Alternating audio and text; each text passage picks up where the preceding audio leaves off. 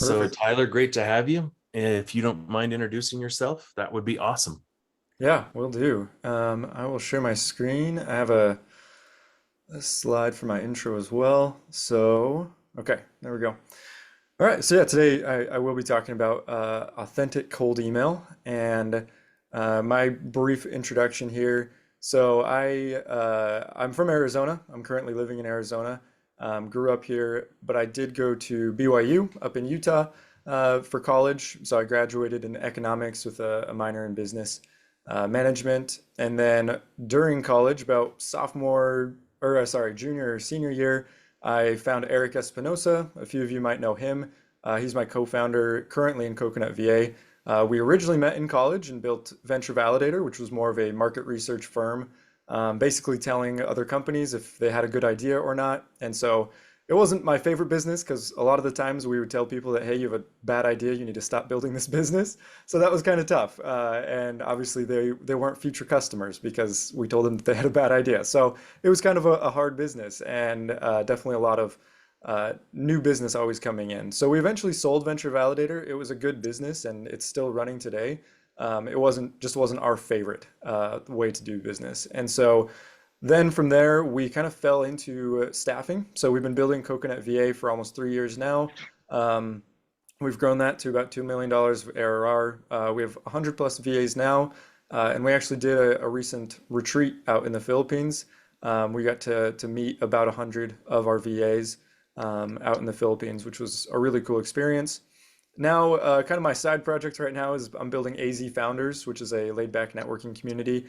We play pickleball and we just network and play pickleball. It's really fun. And then personal, yeah, real quick, just I enjoy time with my wife and kids. I have a 4-year-old and a 2-year-old. I enjoy kind of what I would call classic video games. I'm kind of stuck in the 90s in that way.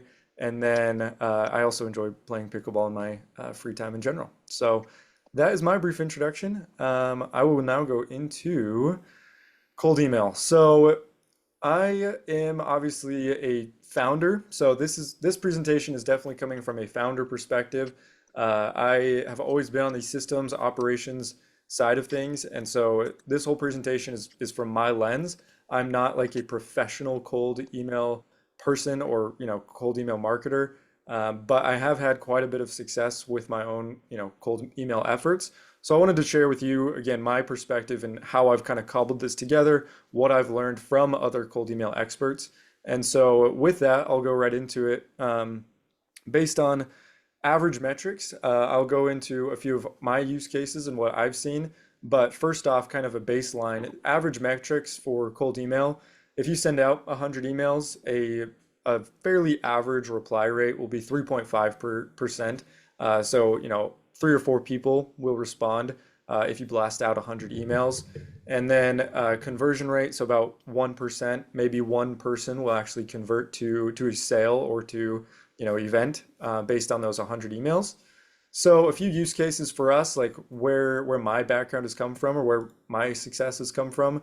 So that AZ Founders, our pickleball events, that's been pretty very successful. Over about 2.5 month period of time, we sent out about 14,000 emails to founders based in Arizona in this valley, and average reply rate has been about 8.5%, and then conversion rate has been about 3%. So from that, I have about 500 plus people, and it's constantly growing of people that are excited about the event that want to attend. And so that was a huge success. Another use case that we have, there was an event in Texas that a new co-founder of ours, he's coming onto the business right now. He threw an event around that time, and he sent about 10,000 emails within a month. He got 4% reply rate, and then he got 100 people to attend that event just from cold email. He had about 700 people attend the event, and again, about 100 of those people came strictly just from cold email. And then we recently, through our own webinar, over the course of a month, we sent out about 4,500 emails. We got about 6% reply rate and 1% conversion rate. And so we had about 20 virtual attendees from that webinar and from that cold email sequence. So we'll go into more of the details, but what I'm talking about today is how do you build the infrastructure of cold email? How do you build really like the rev ops behind it? There's of course so many different facets to this. If you send out 4,500 emails, but it's a crappy subject line, a crappy content. All of those things are going to lead to negative results, right? And you're just going to get marked as spam. So that's why I called today's session authentic cold email, because in my opinion and in my experience, the authentic approach and the approach of truly trying to connect and provide value, that's where you're actually going to get success from cold email. If you spam people, you're going to get marked as spam. And so there is a proper, correct way to do cold email. It's still a fantastic tool to get people to your events, to get people to your business. But you do have to put the right work, and you have to you have to do it in the right way. So again, going into the actual software behind it, the actual RevOps behind it, this is my software stack, and this is what really each bucket that you need to fill if you're going to have a successful cold email campaign. So you need a database, which is basically your CRM.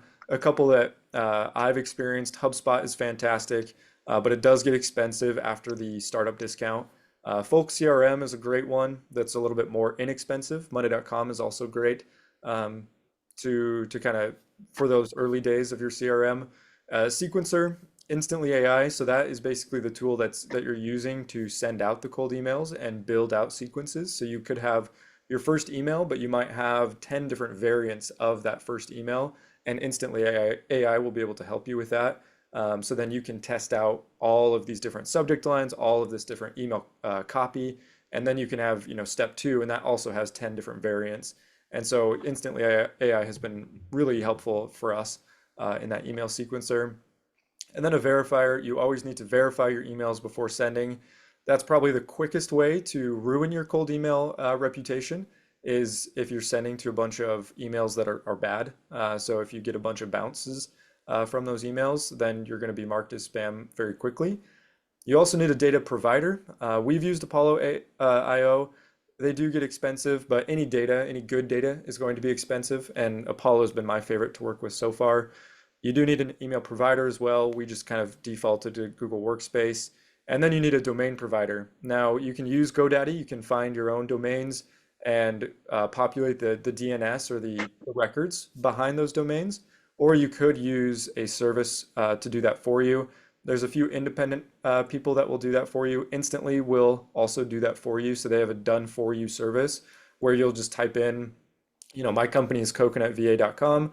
So if I want to find a new cold email, I could say, okay, this is my current domain, coconutva.com, and they will suggest, hey, maybe you should do hirecoconut.com. And then they'll go out and purchase that domain for you and prep that domain so that it's ready for cold email. And so you may have, like currently, I think we have probably 30 plus domains that are all variants of that coconut name. So hire coconut, join coconut, coconutva.agency. There's all sorts of different domains that you could use for your business. Now, the total monthly cost for this is about $820 for us currently. That includes all the domains that we pay for, the email provider, the Google Workspace, Apollo IO, which gets us about 15,000 emails per month, the email verifier, the instantly.ai, and then also the database. That obviously I'm factoring in a startup discount there, so that cost will go up as we pay the full cost of HubSpot. Now, there is a new software that I wanted to point out real quick. It's called Clay. It's extremely powerful, and it really leans heavily on using AI, and it combines the data provider, the email verifier, and the sequencer roles or features all into one software. And then it also adds in a lot of AI functionality. So I would recommend looking into that. I can't recommend it because I haven't used it a ton yet, but it's kind of what everybody's talking about at the moment. So the software stack that I have today for you, that is proven, that I know will work, but Clay is something that we may transition to in the near future. So I would recommend looking into that as well. All right, and so, all right, it looks like my picture is broken, which is frustrating, but more or less what $820 a month gets us. Let's try to show you real quick. I can pull this up very easily. Okay. Can you still see my screen? Are you on Monday.com? Okay, Yep. great. So this is my current cold email health. So I'm tracking all of my cold emails. We currently have a daily sending capacity of about 1,200 emails. Monthly, we can send out about 35,000. My average email age is about 5 months, which you're really looking for at least 2 to 3 months when you're just starting out. Before you start really leaning heavily on any one cold email, you need to have about 2 to 3 months of age before you can start leaning on it. And then kind of the max capacity that we have. So as all of our accounts age, and if they don't get marked as spam, then we'll have the capacity to send out about 93,000 emails per month, which is obviously wild. Like that's probably more than we need for a long time to come. But there is the functionality there. There is the infrastructure and systems behind that. All right, let's go back to the presentation. Okay. So going deep down into it, where's the authenticity that I'm talking about? Obviously, we've built the infrastructure to blast out a lot of cold emails. But again, if you just blast out crappy subject lines, crappy content, or you're not really providing any value, then all of your emails are going to get marked as spam, and there's really no point in spending all of this money to do that anyway.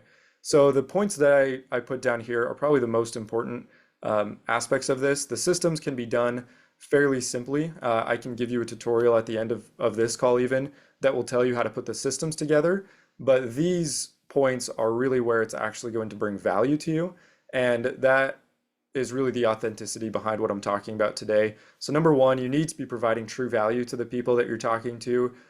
We've found a lot of success with events.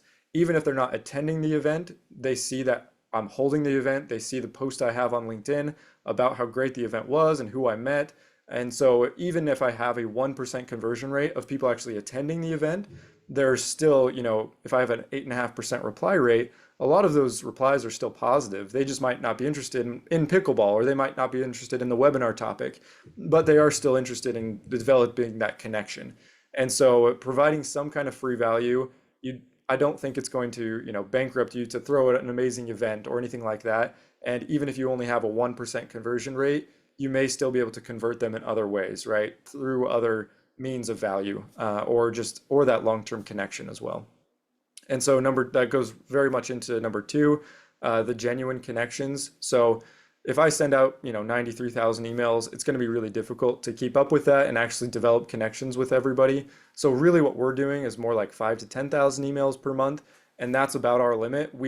I have a VA that works with me on this and helps me to reply to emails, and that is, in my opinion, kind of key. You do need either the time available to follow up with these people and to keep that connection going, or you need a VA, executive assistant, to kind of help you with that as well. Now, number three, again, there is a lot of work that comes into this if you're trying to have a truly successful cold email strategy, and it does tie in multi-channel outreach. So I put here multi-channel outreach, not harassment. You're not trying to email them 4 times and then call them 3 times and then, spam them on LinkedIn. Like, there are people that do that. In my opinion, it's more of the goal of staying top of mind. So yes, you may reach out to them on cold email. Hopefully they'll reply to you. If not, yeah, connect with them on LinkedIn. Now, you don't need to be spamming them, right? You're just trying to provide value. So in my mind, multi-channel outreach could look like, yeah, 2 or 3 emails, two or three emails, but then connecting them with them on LinkedIn, and then commenting on some of their recent posts and truly trying to provide value. And then going right after that, another thing that will take, again, effort or potentially hiring somebody is cold calling. Now, in my mind, cold email will get you good results. Multi-channel outreach will get great results. And then if you add in cold calling, I think there's few enough people that do that correctly, that if you can do that well, and if you can do that with the goal of trying to develop a genuine connection, that is going to get you the insane results. And that's what we've seen in our business, is when we combine all of these elements, and A/B test along the way, iterate throughout the process, then that is what's really leading to results, and that's what's actually leading to growth for us. So for example, we've implemented a lot of these strategies, and previously we were getting about 20 to 30 booked calls per month. But after implementing some of these strategies, within a couple of months, now we're up to 60 to 70 booked calls per month. So basically doubling our growth. And we'll see how that goes. I think that will continue to grow over time. Now, The last point I'll make on this slide is taking time to target. Blasting cold emails, the 93,000 emails a month, that isn't the best route. That's the lazy route. So I think you can combine all of these elements to build a truly powerful sales funnel, a truly powerful strategy. And cold email is just kind of the first step in that. So I would love to share with you guys the infrastructure behind that, and I'm happy to share resources there. But I just wanted you guys to be aware that that's not going to solve all of your problems, right? There is other work and other things that go into this whole strategy. Okay, and then yeah, I already showed you this graph, but authenticity does lead to no spam. So if you do it right, you should see something like this where we have had hardly any of our accounts marked as spam. 2.7% of our accounts have been marked as spam, and I even know which campaign that was and why it was marked as spam. So if you do it right, you really shouldn't be having to deal with that. But again, it does stem from that authenticity approach. So that is the core of my presentation today. I do have a PDF download that I can attach wherever, and it's my cold email 101 of how to build all of those systems and how to get your cold email infrastructure up and running. And then lastly, I am one of the co-founders of Coconut VA. We are trying out right now a free trial period. So basically, we'll go out, find a VA for you, and you get to work with that VA for 20 hours. So for a full week before you decide that you want to move forward with us. And even then, it's a month-to-month contract. So I'm happy to share, the PDF download and that link for the free trial period. But that's the core of my presentation for today. And I'm happy to answer any questions after this. Tyler, thanks so much. That was awesome. Love the tech stack that you shared. I suggested also in the chat that if you would like to connect with this group, you can throw your LinkedIn profile link into the chat and invite everybody to do that and connect. I will kick off with the first question. If you all have other questions, can you throw them in the chat or raise your hand, and then we can kind of go through any of the questions that you've got like that. But first question, Tyler, what would you suggest that this group could do in the next 15 minutes after this call to start doing this? Yeah, I mean, it's tough because unfortunately I don't think, it'll all be solved in 15 minutes. I think there's a lot you can do, in 15 minutes to get the systems up and running. And the cold email tutorial that I have, the PDF download, yeah, that could probably take 30 minutes to get really all the infrastructure you need up and running. So yeah, like I said, the RevOps behind it can be fairly simple. It's really everything that comes after that where the real work comes in. Awesome. Landon, you've got a question. Hey, I really like the tech stack that you have, but one question, why were you using Instantly AI to sequence as opposed to HubSpot? Yeah, great question. So the main reason behind that is because Instantly AI makes it really easy to send from a numerous amount of domains. So HubSpot, it can be difficult because you really are tied to one domain. You can add in other inboxes, but what I've found is that it's tricky, it's cumbersome to add in a lot of cold email addresses and domains, and it instantly makes it really easy. So if I have a campaign coming from myself, I can just click all of the Tyler emails, or if it's coming from my co-founder George, I can click all of his. So they're really just optimized for that from sending out from a lot of domains. And is it easy to integrate and transfer stuff from HubSpot over to Instantly? Yeah, great question. We found ways to make it easy. They don't have a lot of native integrations yet. If you use something like Apollo actually has their own email sequencing tool, and they do integrate directly with HubSpot, so that may be a better option. I just like Instantly better for the email sequencing feature, so we've kind of made it work. But yeah, we do add everything that happens in Instantly. We add that into HubSpot. Cool. Cool. Thanks, Tyler. Yeah. Bodan, did I say that right? Yeah, Bogdan, or you can call me Bob. Cool. Yeah, Tyler, thank you a lot for your presentation. It's really informative. So what I wanted to ask you regarding the cold emails, like, do you add some kind of depersonalization or you just bulkify them like for the 300s of the same emails, just different first name and stuff like that? Yeah, great question. So I think this is a tricky question right now because in my mind, as me as a business owner, everybody's personalizing their emails to a small degree, and I'm kind of sick of that. Like you can see through that very quickly, and so I try to avoid that. Like I go for more of the approach like AZ Founders, for example. Like I know I'm targeting people at an in-person event in the Valley, and that is what is going to bring kind of that common denominator, the personality or the personality behind it and the personalization behind it. So I'll say, hey, like I'm throwing an event in Scottsdale, right? And like that connects us and that relates us just from the basis of doing an event near them. And it does kind of frustrate me when I see cold emails come in of like, oh, amazing LinkedIn post about XYZ. Like, okay, I know that you just scraped that from the web through some kind of tool. So yes, personalization is important, but I think you do have to do it right. And I think targeting the audience like Arizona or like that event in Texas that we did, something like that, I think is more powerful than just kind of token personalization. Thanks. Yeah.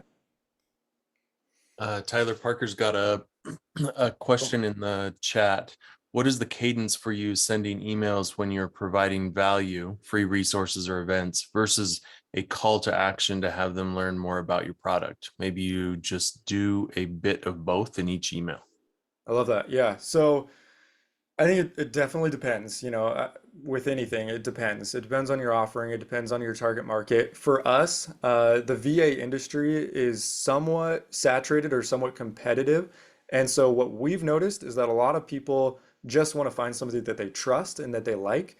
And so for us, it is like 99% of our outreach is providing value. And we have seen massive success from that. For example, like when I was doing LinkedIn Sales Navigator at the beginning, I would say, hey, like, we have a couple cool things here and we, supply VAs. And they would just say, hey, like, I'm not interested in your VAs, like, go away. But then I changed the strategy on LinkedIn Sales Navigator and I started saying, hey, I have this, great networking opportunity for you. I'm also here in Arizona.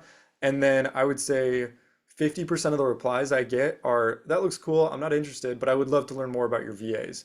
So it is just such a funny, dichotomy there, where I think if you are providing value, true free value in this day and age, like people just, they want that and they want that connection.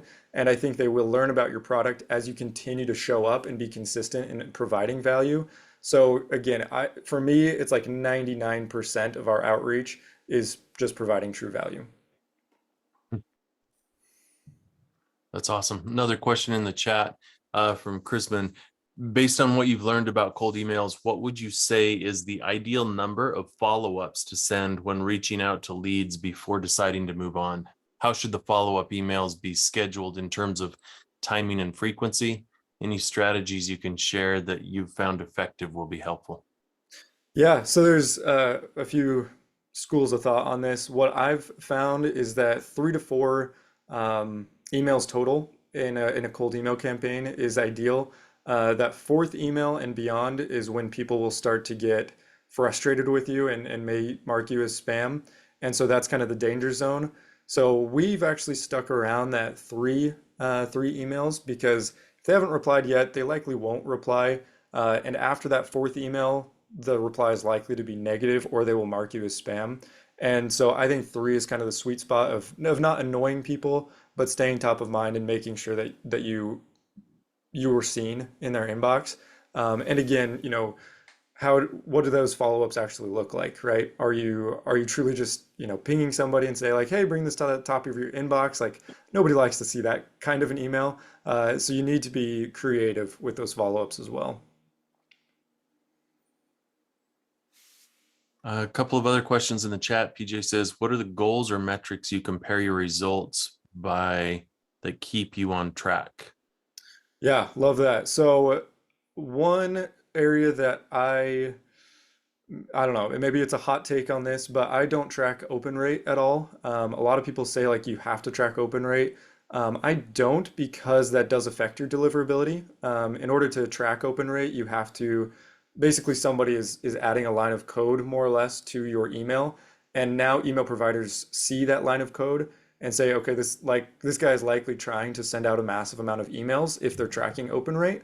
So I've stopped tracking open rate completely because that does help with your deliverability. So the main metric that we use is reply rate and also conversion rate. So reply rate is really good at the beginning because if you're getting like 2% or less reply rate, you're doing something wrong. You need to change up your campaign. You need to try and change up your target market, things like that. You should be targeting that 5 to 10% reply rate to know that your campaign is actually successful and you can push it out to more people.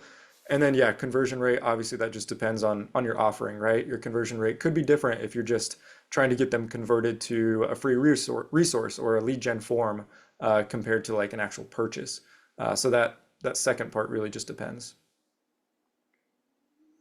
Great, great insight there. Tyler, are you adding links in or tracking clicks in emails? Do you find that effective? Yeah, that is effective. We do that sparingly because that also affects deliverability.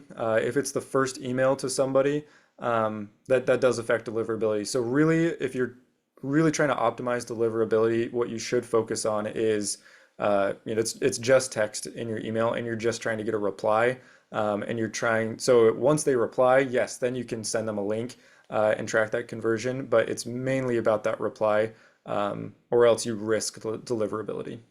Okay. Yeah. And Ted asks, how much do you pick up the phone and dial someone? Let's see. So maybe how do you pick up the phone and dial somebody? How much do you How much pick do up you? the Oh, phone? how much do I? Oh, yeah. Okay. I see what you're saying. So I do that fairly sparingly, I would say. It's not my natural state, but we've hired VAs to help us with that. And we've found some people that have just excellent English proficiency. They sound like they're from the US. And so they'll call somebody and say, "Hey, just wondering if you got connected with Tyler, our co-founder here. He wanted me to reach out to you and ask if you're interested in, this event or if you're interested in VAs." So I don't do it much personally, but we do have a couple VAs that help us with that. Michael asks, how do I track reply rate without tracking open rate or using a sequencer and making sure they aren't tracking? Yeah, so reply rate should be easy to track because that's just dividing, right? You're dividing how many people replied by how many emails you sent. Open rate is tricky because you have to get that data, right? It's easy to get the data if you know that somebody replied to you. So that's very easy for any software to track. So like Instantly, for example, they have a toggle switch that you can turn on and off to say, hey, I don't want to track open rate, but you're always going to track reply rate just because it's so simple and easy, and you're not adding anything to the email code. And so yeah, any sequencer will be able to track both, and I would recommend turning off the open rate, and it'll just track reply rate default for you. Hmm. Do you agree with subjectline.com and insights they are offering? Well, first off, are you familiar with subjectline.com? No, but I mean, I just pulled them up. Yeah, so I've used a tool similar to that. I think those are good. They give you a baseline. I don't know. I think it's tough because a lot of those tools, they're not, it's difficult because they don't know your voice, and I think it's important to come authentic from your voice, and also it takes out a little bit of creativity. So they have obviously built-in criteria grading your subject line based on what words you use and the length of the subject line, things like that. So it is good as a baseline, but you still have to have the creativity and the A/B testing to know if it's actually a good subject line. Hmm. Awesome. A couple of questions. I'll combine one from Elaine and Ted. Have you thought of tracking a combination of email and web traffic? And Ted says, do you track website visitors traffic? Does that matter to you? Yes, it does matter to us. Yeah, we do track website traffic. There's a few fun things that we do with that to kind of segment out website traffic. One thing that we also do, it could probably be even like its own webinar, but there's a really cool software right now called RB2B that will take your web traffic and actually find the LinkedIn profiles behind every visitor to your website. And with that, you can then enrich the data and email and cold call those website visitors. So that's what we're doing right now. So we have not a huge amount of web traffic, but every single person that comes to our website, it pops up in our Slack channel of, hey, this person just, came to your website. We were able to get this data. So we got their LinkedIn profile, we got potentially their email, and even potentially their phone number. So they could visit our website, at 11:46, and then, Steve, our cold caller, he could call them at noon saying, hey, saw you visit our website. Like, what are you looking for? Like, is there anything I can help you out with? So there are a lot of ways that you can monetize or work with that web traffic. Elaine suggested Black Oh, Pearl, nice. 36 pieces of demographic data. There you go. Cool. I'll have to look into that as well. Sounds almost as good as Baskin Robbins. Yeah, there you go. Awesome. So Tyler, usually we close up shop at 11:45 here. You have pounded through the Q&A like a champion. Like that was just hot seat amazingness. So really appreciate that. I think will you be able to share anything with Hannah that she can send out to the attendees today? Your Yes. presentation and Yep. otherwise? Yeah, I have a PDF, kind of my cold email 101, how to get that software stack, basically, how to replicate that, and I can share that. Awesome. And if people would like to get in touch with you, either on the email side or the VA side, what's the best way for them to do that? Yeah, I mean, feel free to reach out over email, tyler@coconutva.com, and then also our website, coconutva.com. You can book a call there and see our pricing and all of that before you book a call. Phenomenal. Tyler, thanks so much. Really appreciate it. This was fantastic. And just for everybody else, we do this every Tuesday and would love to have you. So keep it on your calendar. And Tyler, thank you very much for spending your time with us and sharing your knowledge. Thank you. Thanks, Tyler. Thanks, Tyler. That's Thanks, awesome. Tyler. Thanks. Right. Thanks all. We'll see you. Bye, all. Bye.